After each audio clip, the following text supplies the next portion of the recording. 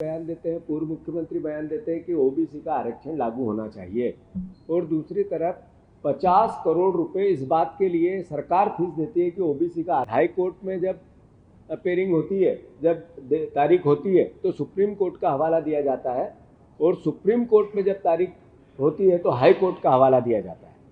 जैसा कि वरुण जी ने भी बताया कि ऑर्डिनेंस जो होता है उसकी उम्र ही, जिसके खिलाफ याचिकाएं लगी थी या एक याचिका लगी थी, उसकी उम्र 6 महीने है, और कानून आता है तो ऑर्डिनेंस अपने आप स्वतः समाप्त। मोहन यादव जी से आग्रह करता हूं कि एक तरफ मध्य प्रदेश के प्रशासन के बेहाल हैं, क्योंकि हर विभाग में व्यवस्थापन के लिए कर्मचारियों और अधिकारियों की कमी है, और दूसरी तरफ 25,000 से ज़्यादा ओबीसी के पद आपने होल्ड कर दिए, तो ये एक तरह से प्रशासनिक भी संवैधानिक संकट है।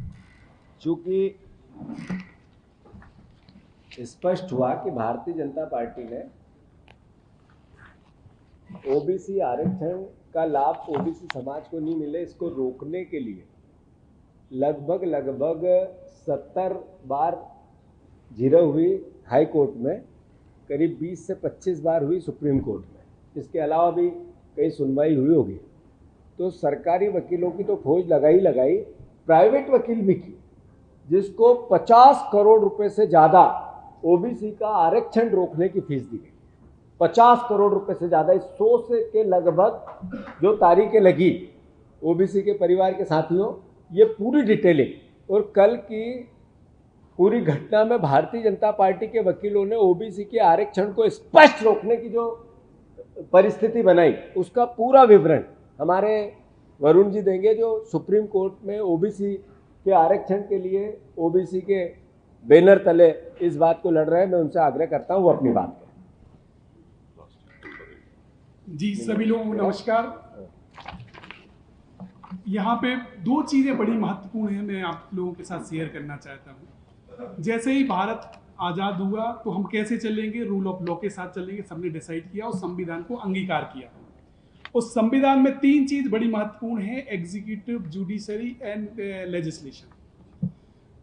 लेजिस्लेशन के द्वारा बनाए हुए कानून पे सिर्फ लिमिटेड जुडिक्शन रहता है जुडिशरी का, कि जब तक उसे अनकॉन्स्टिट्यूशनल डिक्लेयर नहीं कर देता तब तक वो फोर्स में रहता है। ये दायित्व है लेजिस्लेशन के बनाए हुए कानून का इन्फोर्स कराने का काम है एग्जीक्यूटिव का, जो इस घटना में बिल्कुल कंप्लीटली फेलियर है। डे बाय डे कंटेम्प्ट कर रही है विधानसभा का, क्योंकि ना तो हाई कोर्ट ने रोक लगाई है, ना सुप्रीम कोर्ट ने रोक लगाई है। ये अवमानना कर रही है हर उस चुने हुए प्रतिनिधि का जो जनता के द्वारा वहां पे भेजा गया विधानसभा में। उस पूर्ण बहुमत से जिस कानून को पारित किया गया उसको लागू न करना ये अपने आप में एक गंभीर विषय है, ये संवैधानिक संकट है। रही बात कानून कोर्ट की, ऑर्डिनेंस आया 8 मार्च 2019 को, चैलेंज किया जो मेडिकल की छात्रा थी जो पीजी के लिए एस्पिरेंट थी। उस टाइम पे ओबीसी का रिजर्वेशन पीजी कोर्सेस में था ही नहीं, उसमें अभी सिर्फ लिमिटेड ऑर्डर पास किया और उन्हीं से रिलेटेड याचिकाएं सुप्रीम कोर्ट में पेंडिंग है। हमारी जो याचिका थी जो जिसकी कल सुनवाई हुई, हमारा इसमें ये कहना था जब एडवर्टीजमेंट में कोई रोक नहीं है, कानून पे जब कोई रोक नहीं है, तो आप होल्ड नहीं कर सकते। अगर आप कर रहे हैं तो अनकॉन्स्टिट्यूशनल कर रहे हैं। इसको लेके माननीय सुप्रीम कोर्ट ने कहा कि आप सरकार को कॉपी सर्व करिए कि उसके बाद सुनवाई करेंगे। उसके बाद सरकार की तरफ से व्यू रखा गया कि नहीं, इसको सुनवाई उन याचिकाओं के साथ रखी है जो ऑर्डिनेंस के खिलाफ हुई हैं। और ऑर्डिनेंस की जो याचिकाएं हैं वो अपने आप में इन्फ्रक्चुअस हो गई है। क्यों हो गई है? क्योंकि ऑर्डिनेंस की एज ही होती है 6 महीने की, और जो पिटिशनर की जो प्रेयर है ऑलरेडी वर्कआउट कर चुकी, पिटिशनर ऑलरेडी उसमें अपना पीजी कोर्स करके अपने हॉस्पिटल रन कर रही है। तो जो इन्फ्रक्चुअस पिटिशन के साथ में उसको लगाने के लिए कोशिश की सरकार ने और वो लगाया गया। और साथ ही हमने कहा कि चलो आप अभी अनहोल्ड नहीं कर रहे तो एक डेट फिक्स कर लीजिए कि कोई भी डेट पे पूरी सुनवाई हो जाए। तो उस पर भी जो सरकार के वकील थे उनकी तरफ से मना किया गया। ये बड़ा दुर्भाग्यपूर्ण है, क्योंकि जिस तरीके से इतनी बड़ी तादाद में इतने बड़े वर्ग का जो नुकसान हो रहा है कानून इन्फोर्स होने के बावजूद भी, ये एक चिंताजनक विषय है। इसको लेके आज आप लोगों के सामने ये बात रखी है, क्योंकि जिस तरीके से सर ने अभी बताया कि किस तरीके से विद्वान अधिवक्ता अपेयर हुए, वो बहस न करने के बाद लेके वो हमेशा डेट के लिए हमेशा जो भी अभी तक जितनी जगह हुई उसमें सरकार के द्वारा तारीख मांगी गई। हाई कोर्ट में जब मामला सुनवाई पे आता है तो ये बोल देते हैं कि सुप्रीम कोर्ट में पेंडिंग है, सुप्रीम कोर्ट में आता है तो कहते हैं हाई कोर्ट में क्यों नहीं जा रहे ये लोग। तो ये जिस तरीके से इस गेम खेला जा रहा है ये दुर्भाग्यजनक है। बस मैं इतना ही कहूँगा। बाकी साथियों, जैसा कि कांग्रेस पार्टी एक प्रमुख विपक्ष का दल है, सिर्फ बयान देना या मीडिया में अपनी बात करने से ही हमारी जिम्मेवारी समाप्त नहीं हो जाती। मैं प्रदेश कांग्रेस कमेटी का अध्यक्ष होने के जिम्मेवारी के साथ आप सबको, ओबीसी समाज को और मध्य प्रदेश वासियों को ये प्रार्थना करता हूँ कि इस पूरे घटनाक्रम से भारतीय जनता पार्टी का जो पाखंड है, झूठ है, जो उसकी भ्रम फैलाकर आंखों में मिर्ची झोंककर राज करने की नीति है, वो स्पष्ट होती है। कांग्रेस पार्टी ने, जैसा भी वरुण जी ने कहा, कि ये संवैधानिक संकट पैदा हो गया है। एक तरफ सरकार बयान देती है, मुख्यमंत्री बयान देते हैं, पूर्व मुख्यमंत्री बयान देते हैं कि ओबीसी का आरक्षण लागू होना चाहिए, और दूसरी तरफ 50 करोड़ रुपए इस बात के लिए सरकार फीस देती है कि ओबीसी का आरक्षण रुके। हाई कोर्ट में जब अपेयरिंग होती है, जब तारीख होती है, तो सुप्रीम कोर्ट का हवाला दिया जाता है, और सुप्रीम कोर्ट में जब तारीख होती है तो हाई कोर्ट का हवाला दिया जाता है। जैसा कि वरुण जी ने भी बताया कि ऑर्डिनेंस जो होता है उसकी उम्र ही, जिसके खिलाफ याचिकाएं लगी थी या एक याचिका लगी थी, उसकी उम्र 6 महीने है, और कानून आता है तो ऑर्डिनेंस अपने आप स्वतः समाप्त हो जाता है।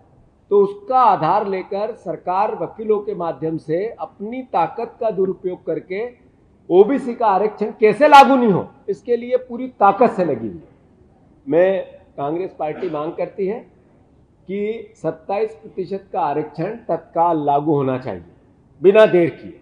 अगर नहीं होता है, जितना लेट होता है, तो उसके लिए कोई दोषी है, पापी है, तो ये भारतीय जनता पार्टी मोहन यादव की सरकार है। दूसरा, जो लगभग 25,000 के आसपास ओबीसी के 27% और 13-14% के बीच के होल्ड किए हुए पद हैं, सरकार उनके लिए रास्ते खोले, उनको नियुक्तियां दे, और नियुक्तियों के साथ उसी दिन से उनकी तनख्वाह दें जिस दिन से उन्होंने एग्जाम पास करके उनकी नियुक्तियां रोकी गई।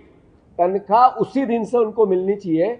उनकी गलती नहीं है, सरकार की गलती, प्रशासन व्यवस्था की गलती है। उन बच्चों की शादियां टूट रही है, उन बच्चों को यातनाएं मिल रही है, उन बच्चों के परिवार में न वो इस नौकरी को ज्वाइन कर पा रहे हैं, न दूसरी नौकरी पा रहे हैं। 6-6 साल से खून के आंसू रो रहे हैं। तो ऐसे में कांग्रेस पार्टी ये मांग करती है कि उन बच्चों की नौकरियां बहाल की जाए और उनको उसी दिन से तनख्वाह दी जाए जिस दिन से सरकार ने उनकी नियुक्ति की थी और पद उनका होल्ड किया था। तीसरी बात, जैसा मैंने आग्रह किया, ओबीसी समाज से मैं सभी परिवार के युवा साथियों से आग्रह करना चाहता हूँ, ये ओबीसी के आरक्षण का सवाल नहीं है। ये भारतवर्ष में 13% लोगों के पास देश की 80% संपत्ति चली गई। ये सामाजिक क्रांति के बुहाने पे खड़ा है देश। जो 87% लोग हैं उनके पास देश की 20% संपत्ति है। यानी देश में आर्थिक अराजकता अद्भुत अकल्पनीय हो गई। ऐसे ही एक जो गरीब जातिगत जनगणना, अभी उमंग जी ने कहा, राहुल गांधी जी का जो विजन है, जो नरेंद्र मोदी जी और बीजेपी की सरकार ने भी माना है, उसका उद्देश्य मात्र एक है कि समाज में आर्थिक रूप से, सामाजिक रूप से, राजनीतिक रूप से समानता है। जो गरीब है उसके लिए देश के खजाने खुले, वो जिस भी जाति का गरीब हो उसको देश की सरकार सहायता करे, प्रदेश की सरकार सहायता करे। ये आधार है ओबीसी समाज को ताकत देने का, जातिगत जनगणना। राहुल गांधी कांग्रेस पार्टी का मिशन है। तो हम फिर से ओबीसी समाज के परिवारजनों को मैं आग्रह करना चाहता हूं कि जागृति लाओ, आपस में बातें करो, सोचो, विचार करो। राजनीतिक दल इस देश के आप ही के, हमारे ही हैं, पर वो किसका हित कर रहे और किसका हित कर रहे हैं। आप रोज जाते हो किसी सरकारी ऑफिस में, किसी व्यवस्था में इलाज कराने, हॉस्पिटल में, कहीं आपके बेटे को शिक्षा दिलवाने, आपकी आर्थिक स्थिति उसके लिए आपको परमिट नहीं करती। इसका मतलब है कि आपकी आर्थिक स्थिति खराब है, उसका दोषी है तो नरेंद्र मोदी है। भारतीय जनता पार्टी 25 साल की, मध्य प्रदेश में 22 साल की सरकार है। तो हम फिर से ओबीसी समाज के परिवारजनों से आग्रह करता हूं कि राजनीतिक शिकार, वोट बैंक की भेड़, राजनीतिक शिकार कर रहे हैं भारतीय जनता पार्टी। आपको वोट बैंक की पॉलिटिक्स करके आपके बच्चों के भविष्य के साथ अंधकार में धकेलने का प्रयास कर रहे हैं। जागो, कांग्रेस पार्टी इसके लिए चरणबद्ध आंदोलन करेगी। 2 दिन के अंदर पूरी प्लानिंग के साथ ओबीसी के आरक्षण को लागू करने के लिए कांग्रेस पार्टी ब्लॉक स्तर पे, जिला स्तर पर और प्रदेश स्तर पर, और अंत में राहुल गांधी जी को भी किसी भी बुंदेलखंड के एक जिले में, बुंदेलखंड के एक जगह पे इस लड़ाई को लेकर उनसे भी प्रार्थना की है, वो भी आएंगे। राहुल गांधी जी भी ओबीसी के आरक्षण को 27% लागू हो, ओबीसी समाज के हक और अधिकार का हक मिले, इसके लिए उनको भी आमंत्रित किया गया, उनने भी मौखिक परमिशन दी। तो मैं फिर से आप सबसे आग्रह करता हूं कि जो मीडिया के परिवार के लोग हैं वो भी हमारी सहायता करें। धन्यवाद। बुंदेलखंड में किसी भी जिले में इसी महीने के प्रारंभ में, मतलब जुलाई में। बीजेपी के अध्यक्ष का निर्वाचन हुआ, मुख्यमंत्री मोहन यादव ने कहा कि कांग्रेस को बीजेपी के आदर्शों को सीखना चाहिए, उनके आदर्शों का पालन करना चाहिए। कांग्रेस चुनाव कैसे लड़ेगी तो वोटों में लड़ेगी। मोहन यादव जी को का धन्यवाद, क्योंकि उनके पास एक हथियार है अपने पापों को छुपाने का। ये बार बार बोलना और जनसंपर्क को निर्देशित करना कि कांग्रेस गुटों में बटी है। कौन कौन सा गुट है, जरा मोहन यादव जी से मैं पूछना चाहता हूँ। ये उमंग सिंगार जी हमारे सीएलपी के नेता हैं, मेरे भी नेता हैं, मेरे सगे भाई से ज़्यादा हैं। जब हम बार बार ये बात करते हैं तो भारतीय जनता पार्टी के पास अपने पाप को छुपाना है, तो फिर कहना है कांग्रेस गुटों में बटी है। कांग्रेस पार्टी एकजुट थी, है और रहेगी। और मैंने जैसा पिछली बार कहा था, आज बचे हैं 11 दिन, 1211 दिन, 1211 दिन बाद मोहन यादव उस पद पे नहीं रहेगा, कांग्रेस का मुख्यमंत्री बैठेगा। याद रख लेना इस बात को। वो गुट बताए कि और कोई विच्छेद करे, और आगे का उत्तर और उमंग सिंगार जी देंगे। देना कहाँ है माइक? इसी सवाल का उत्तर ये भी देंगे। कहाँ है माइक? कहाँ है ये? ले बोल। हाँ, क्या सवाल क्या है आपका? एक आगे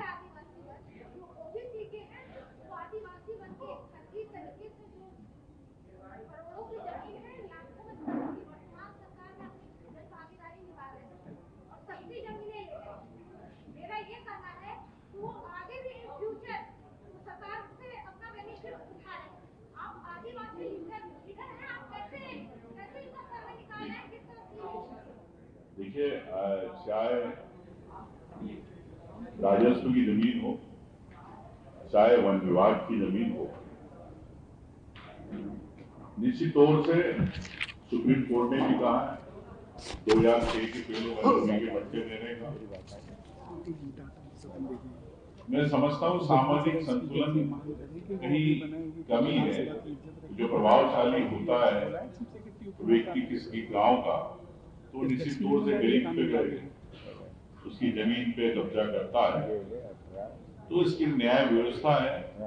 सरकार के खिलाफ पूरी कांग्रेस पार्टी इस मुद्दों पे कई बार उठाया हमने विधानसभा में। इस बार भी इस बात को हम लोग उठाएंगे आपकी नजर। रही बात गुटबाजी के लेके बात करना चाहता हूँ, जय वीरों की जोड़े देख रहे हो कि नहीं? धन्यवाद, थैंक यू। अच्छा, मैं एक और मेरी बात रह गई थी, आपके सवाल फिर से लूँगा।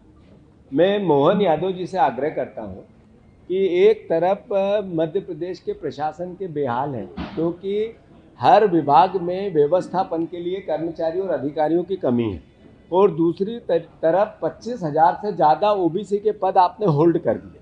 तो ये एक तरह से प्रशासनिक भी संवैधानिक संकट है। अब देखो, मैं एक लिस्ट इस बार की जारी कर रहा हूँ। लगभग पुलिस विभाग में 25,000 पदों की भर्ती होनी है, खाली पड़े हुए। जो स्कूल शिक्षा विभाग में 1 लाख से ज़्यादा 90,000 पद शिक्षकों के, प्राचार्यों के खाली पड़े हैं। उस शिक्षा विभाग में केवल 13% रेगुलर प्राचार्य हैं। बाकी जो प्राचार्य बनाए जाते हैं वो टेम्परेरी बनाए जाते हैं, उनका अलग तरीके से किसी प्रोफेसर को दायित्व दिया जाता है। तो 13% ही प्राचार्य है हायर एजुकेशन में। फिर जनजाति विभाग में 22,000 पद खाली पड़े हैं, फिर स्वास्थ्य विभाग में 25,000 पद खाली पड़े हैं, फिर बिजली विभाग में 8,000 पद खाली पड़े हैं, राजस्व विभाग में 7,000 पद खाली पड़े हैं, महिला और बाल विकास में करीब 5,000 पद खाली पड़े हैं। ऐसे ही सार्वजनिक स्वास्थ्य परिवार कल्याण में 10,000 से 12,000 पद खाली पड़े हैं। ऐसे अलग अलग विभागों की पूरी जानकारी हम आपको जारी कर रहे हैं। कुल मिलाकर 1.5 लाख से 2 लाख पद अलग अलग विभागों के सरकार के पास मतलब वेटिंग में। तो 25,000 पद ऑलरेडी पीएससी के माध्यम से, अन्य परीक्षाओं के माध्यम से कंप्लीशन हो गया, उसके बाद भी आप नहीं लगा रहे हो। इसका मतलब है 2 तरीके की मार जनता पे पड़ रही है। एक ओबीसी समाज को नौकरी नहीं मिल रही है और उसका भुगतान प्रदेश की जनता कर रही है। तो मोहन यादव जी, कृपया करके ये प्रशासनिक दक्षता का मामला है, ये एक अच्छे मुख्यमंत्री के सिद्धांत और नैतिक दायित्व